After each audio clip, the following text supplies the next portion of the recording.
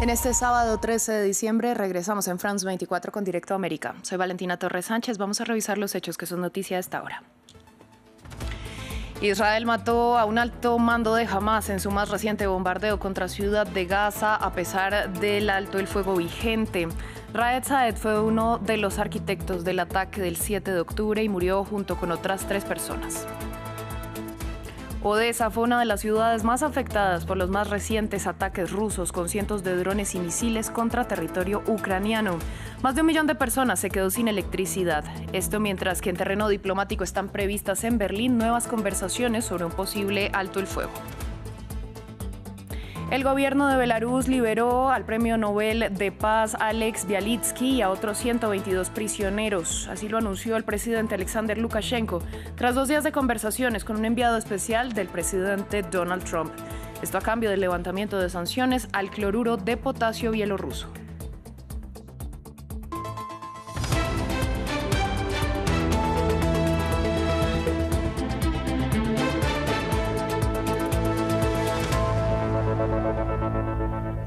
Damos inicio en la Franja de Gaza, donde el más reciente bombardeo israelí mató a un alto mando de Hamás junto con otras 3 personas, a pesar del alto el fuego vigente.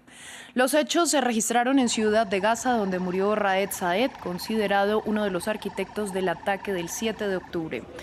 En este bombardeo, al menos 6 personas resultaron heridas. Se trata del funcionario de más alto perfil, asesinado desde que la tregua entró en vigor. La sala de operaciones nos informó de un ataque en la zona de Al-Nabsli. Llegamos a Al-Nabsli y recuperamos a 3 heridos de nuestro lado.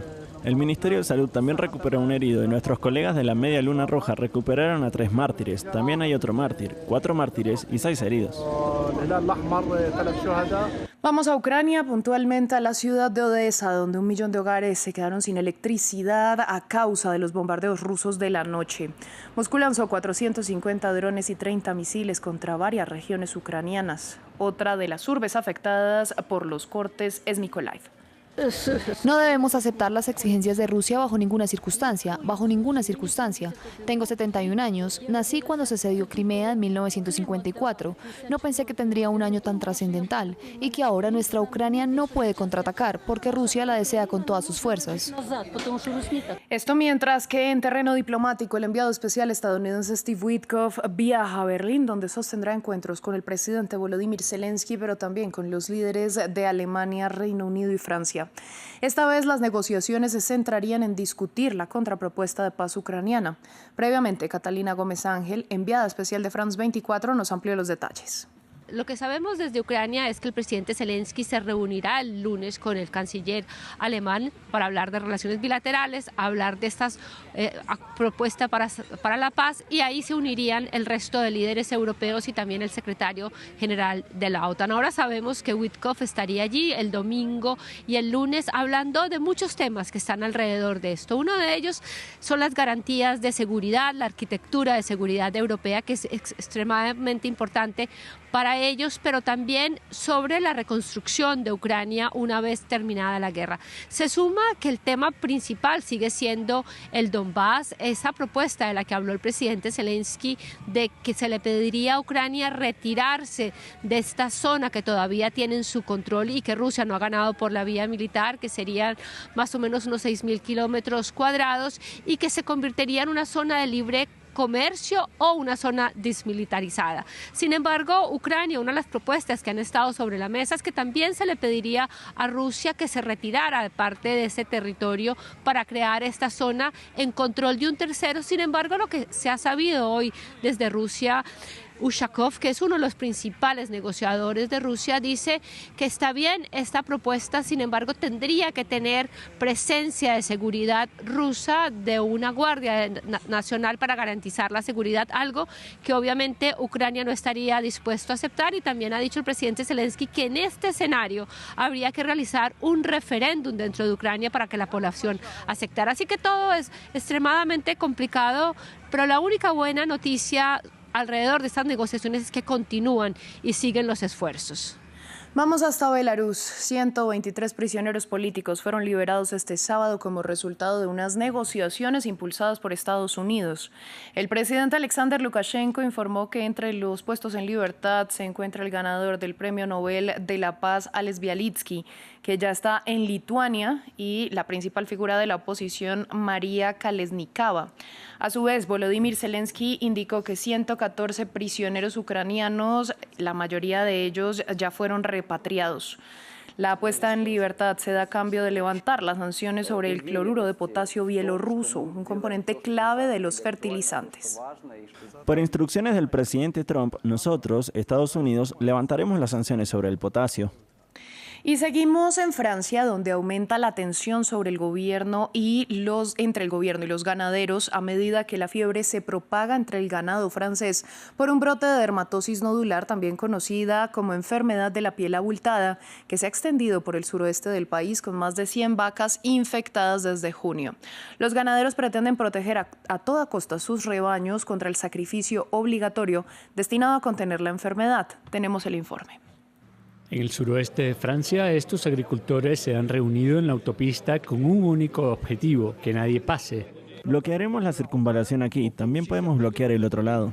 La ira también es palpable en este peaje. Las movilizaciones de los agricultores han sido frecuentes en los últimos 2 años. Esta vez protestan contra la decisión del gobierno de sacrificar las vacas infectadas con la enfermedad de la piel grumosa, una medida destinada a proteger a la industria. Nuestro rebaño es como nuestra familia, estamos con ellos todos los días, todo el año, y no aceptamos esta práctica. Miramos a nuestros animales con miedo de tener que matarlos mañana. Por eso estamos aquí, porque nos sentimos completamente impotentes. La enfermedad se está extendiendo a lo largo de la frontera española. Ante el deterioro de la situación sanitaria, el gobierno ha impuesto la vacunación obligatoria en el suroeste, pero algunos sindicatos ganaderos prefieren un enfoque más específico. Por su parte, los manifestantes reclaman la vacunación general del ganado y están organizando bloqueos en todo el país. El conflicto entre Tailandia y Camboya se recrudece. Tras la reanudación de los enfrentamientos en la frontera esta semana, Donald Trump exigió que se cumpla el alto el fuego. No obstante, el primer ministro tailandés le contradijo y anunció que la acción militar continuará hasta que su país no se sienta amenazado. Este sábado, Camboya anunció la suspensión de todos los pasos fronterizos con Tailandia. Ampliamos a continuación.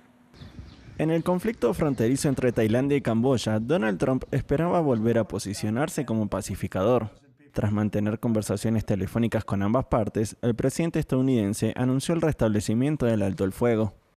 Han acordado cesar todos los disparos a partir de esta noche. Ambos países están preparados para la paz.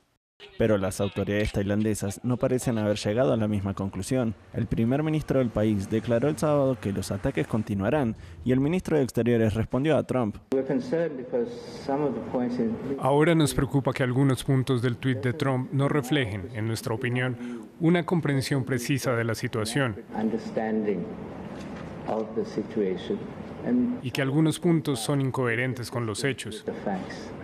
Quizás el presidente Trump, la fuente de información, distorsionó deliberadamente los hechos. Las autoridades camboyanas han reafirmado su compromiso de resolver la disputa. Este conflicto entre Tailandia y Camboya se remonta a la época colonial. La frontera entre ambas naciones ha sido fuente de tensión durante décadas.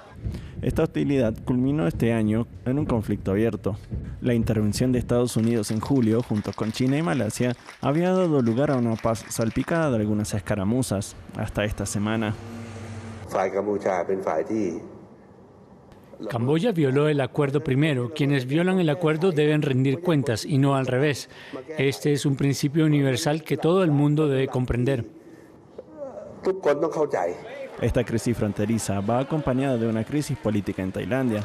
El primer ministro Chan Virakul disolvió el parlamento el jueves en un intento de romper el punto muerto entre los partidos.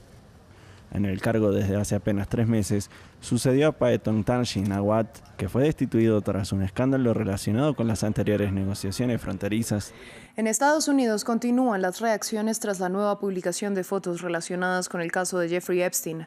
El presidente Donald Trump, que vuelve a aparecer en las imágenes, aseguró que no son gran cosa. en las fotografías filtradas por el Comité de Supervisión de la Cámara de Representantes.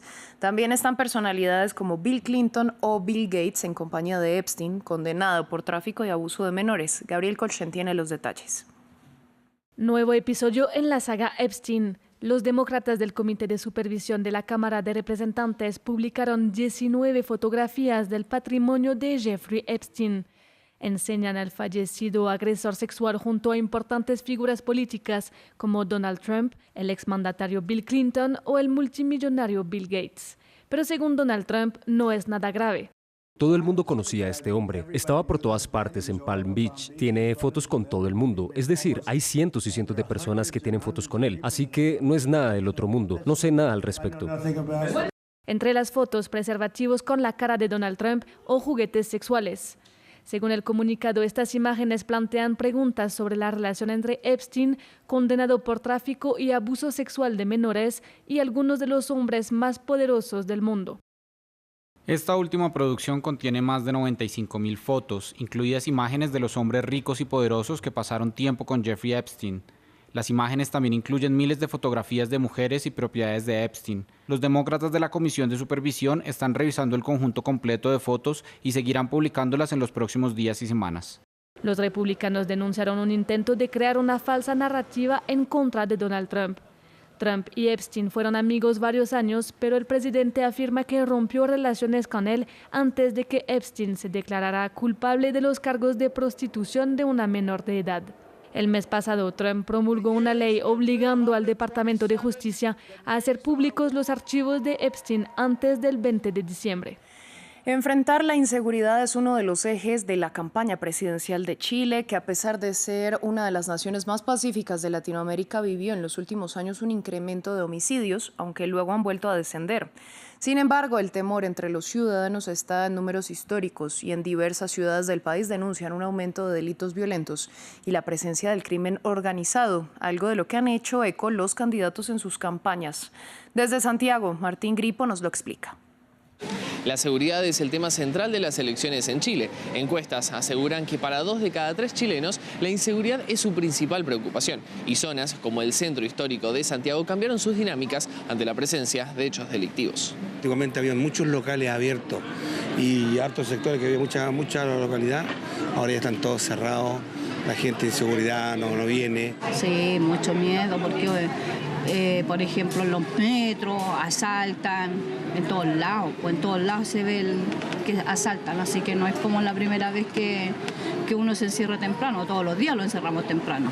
Según el Informe Nacional de Víctimas de Homicidios Consumados, la tasa de asesinatos se redujo a 2,5 personas por cada 100.000 habitantes durante este 2025, luego de haber alcanzado un pico de 6,7 por cada 100.000 habitantes en 2022. Y cabe decir que el país sigue siendo uno de los más seguros de la región, que tiene una tasa de 15 homicidios por cada 100.000 personas. La situación de Chile en términos de seguridad es como relativa. No es peor que en otras partes de Latinoamérica, pero sí tenemos algunos focos y en algunos sectores, algunas comunas en la región metropolitana. Este temor ha sido explotado en los discursos electorales. El ultraderechista José Antonio Kast promete mano dura contra los delincuentes, más recursos para la policía y penas más severas, mientras que la oficialista Janet Jara dice que implementará políticas integrales de prevención social, programas de reinserción y fortalecimiento de las instituciones. Porque antes aquí en Chile pasaban cosas malas, pero nunca tan malas como descuartizar a una gente, descuartizar un ser humano. En campaña, la mayoría de los candidatos han asociado frecuentemente la inseguridad con el aumento de la migración irregular y prometen políticas migratorias más duras. Si bien hay estudios como el del Centro de Estudios Públicos que han registrado un aumento de homicidios relacionado con migrantes, solo el 10% de los imputados por delitos en Chile son extranjeros, según cifras oficiales. Cerramos en India, donde Lionel Messi causó euforia pero a la vez caos. El astro argentino visitó la ciudad de Calcuta como parte de su GOAT Tour. Allí revelaron una estatua de hierro de 21 metros de altura en su honor. No obstante, poco después estallaron disturbios porque la presencia de Messi duró apenas 22 minutos y fue calificada de estafa por miles de asistentes. El campeón argentino fue retirado precipitadamente luego de que fuera rodeado por un denso cordón de políticos locales, funcionarios y agentes de policía que buscaban tomarse fotografías con él. Así llegamos al final de esta emisión de Noticias en France 24. A ustedes les agradecemos su sintonía y les recordamos que pueden ampliar todo nuestro contenido en la web france24.com. Quédense con nosotros que volvemos en breve.